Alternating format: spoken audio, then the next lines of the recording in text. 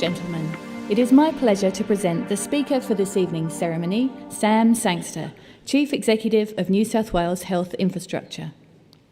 Sam spent his early career with some of Australia's largest ASX-listed companies and professional services firms in a range of leadership, commercial and project delivery roles. In these roles, Sam led operational and infrastructure project delivery, applying negotiation skills, commercial acumen, innovation and team management to deliver outstanding outcomes. Joining Health Infrastructure in early 2013, Sam is responsible for the delivery of New South Wales Health's capital program across New South Wales and the delivery of commercial advisory services for the state's 4 public-private hospital partnerships. Sam holds tertiary qualifications in law, accountancy and computer science. He is a graduate of the Australian Institute of Company Directors, a certified practicing accountant and legal practitioner. Ladies and gentlemen, please join me in welcoming Sam Sangster.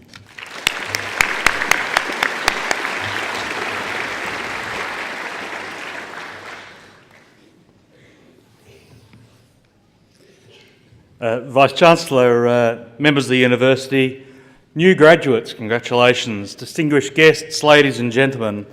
It's an immense privilege to be here tonight, and as I was privileged enough to sit just adjacent to the Vice-Chancellor, the sheer joy on the graduates' faces and the hugs, Vice-Chancellor, you're safe, I won't hug you after my address, you're perfectly safe, was just terrific to see, and you should all be warmly congratulated.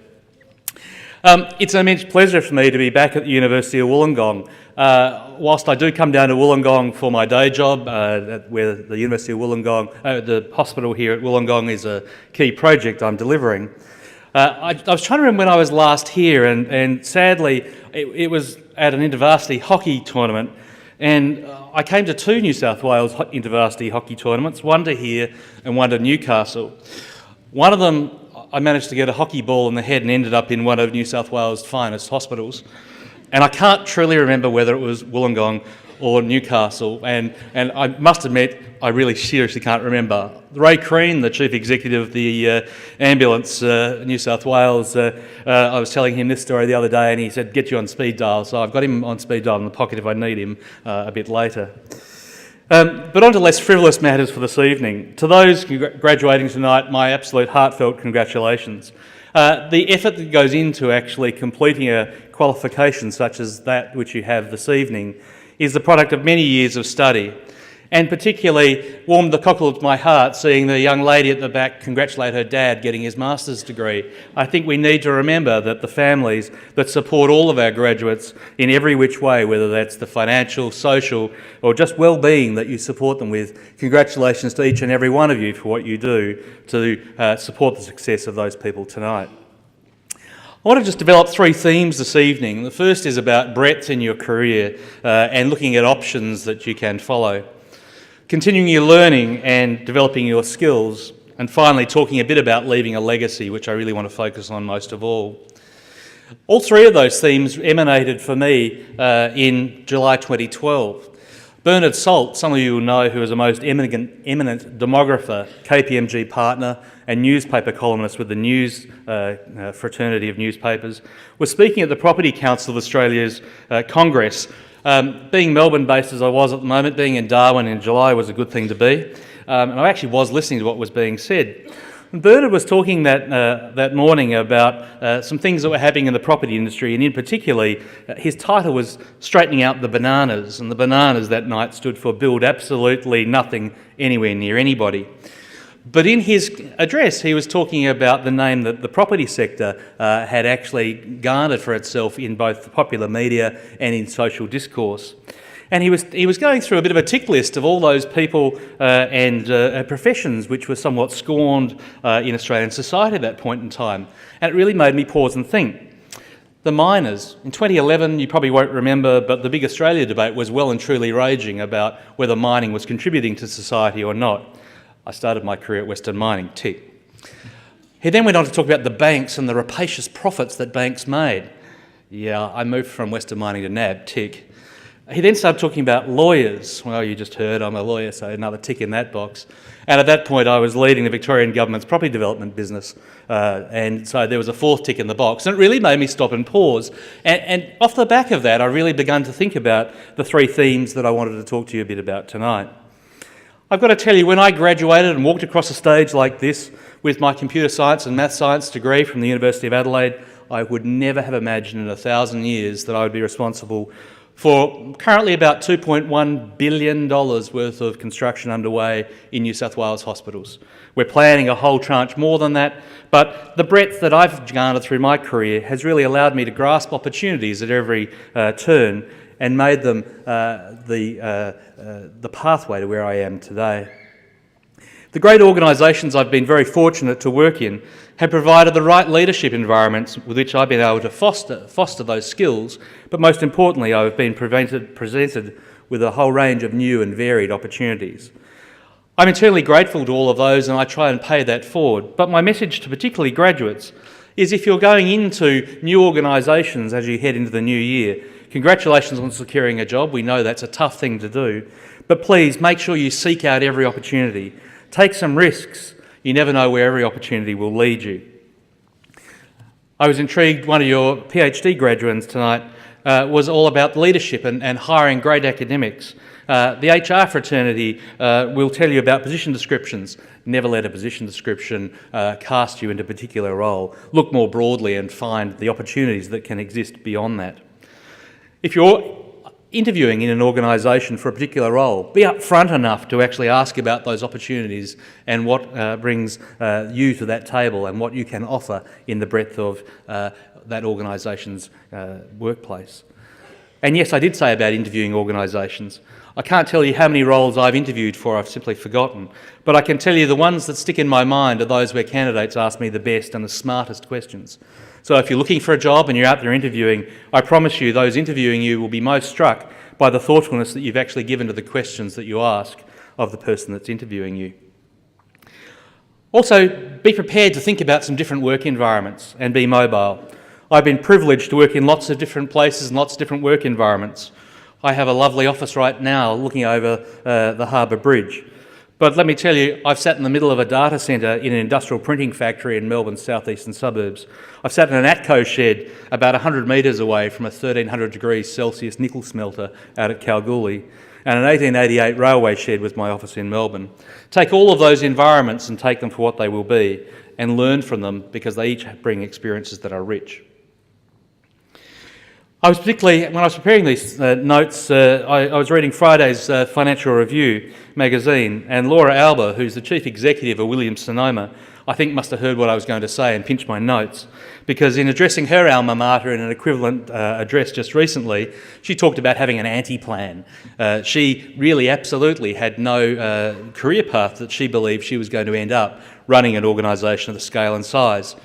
I've got to tell you, I'm not really a Williams-Sonoma or Pottery Barn kind of guy, but it was interesting to read what she was saying, and I'll give you a quote. "So many kids are way too programmed, and they don't make room for what they could happen if they allowed themselves to be more open-minded. They think they need to go down this path, go on this internship, and they can miss what they're really good at." I've been working on finding a way of saying just this tonight, and the very, very best HR director that I've ever worked at told me, steal shamelessly and credit effusively. So thanks, Laura. It was lovely to actually steal your lines tonight. Continuing your learning, as you heard in the little introduction, I have done a number of different things in my life and walked across a stage such as this a couple of times and been most proud to do so. Don't stop learning would be my key message to you. I distinctly remember sitting in a Glasgow hotel room as part of a business trip with my law books out, studying for my law degree at that point in time. I've got to tell you, I would much prefer to be out exploring the city with my camera, looking at things. But don't ever lose the opportunity to take up more intellectual challenge and stimulus and find the things that actually come to you through that academia. Find an area of study that is of interest to you, and you never know what might come of it. The other piece is that study will also broaden your network. If you haven't already figured out that a strong and deep network is a key success factor in your career, then I've just let a great big cat out of the bag. Study outside of the realm of what you're actually working in on a day-to-day basis may actually open up a whole new realm of thinking about what you're doing in your day-to-day job. It'll certainly grow your network, as I said. It'll also give you a broader vocabulary and a range of topics to discuss in your workplace, making you a more interesting and more worldly person to talk to. As you become more senior in organisations and work pressures do eventually catch up with you, I'll also tell you that actually having a learning outcome and a learning outlet is a great way of working on relieving some stress. Pure enjoyment through academia and reading is something that I've continued to do throughout my career. I really want to spend a minute now talking about leaving a legacy. And what do I mean about leaving a legacy? Leaving a legacy is by the Oxford Dictionary, something left or handed down by a predecessor. The sort of legacies that I'm particularly interested in are not the legacies that are actually the buildings that I build today, but it's the outcomes and particularly the improvements to society that can be delivered through what I do. Up in Tamworth, we built a new cancer centre up there.